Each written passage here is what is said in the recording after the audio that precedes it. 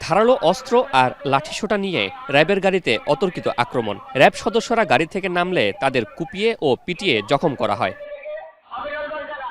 চট্টগ্রামের জঙ্গল সলিমপুরে অস্ত্র উদ্ধার অভিযানের সময় হামলার পর অবস্থা বেগতিক দেখে পিছু হটেন র্যাব সদস্যরা। এ সময় ৩ র্যাব সদস্যকে অপহরণ করে নিয়ে যায় সন্ত্রাসীরা। হামলায় নিহত হন র্যাব সদস্য মোতালেব হোসেন ভূঁইয়া। তিনি বিজিবি থেকে র্যাবে যোগ দিয়েছিলেন। একজন নিহত হয়েছে আর ৩ জন গুরুতর আহত চিটাগং সিএমএইচে আছে। সুনির্দিষ্ট তথ্যের ভিত্তিতেই তারা অভিযানে গিয়েছিল, পরপরই এই ঘটনাটা ঘটে।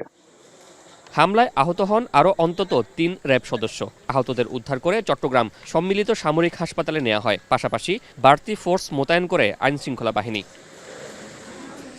পাহাড় অধ্যুষিত জঙ্গল সলিমপুরে সরকারি প্রায় ৩,১০০ একর জমি অবৈধভাবে দখল করে চলছে রমরমা বাণিজ্য। এর আগেও একাধিকবার সন্ত্রাসীদের উচ্ছেদ অভিযানে গেলে প্রশাসন ও আইনশৃঙ্খলা বাহিনীর ওপর হামলা হয়।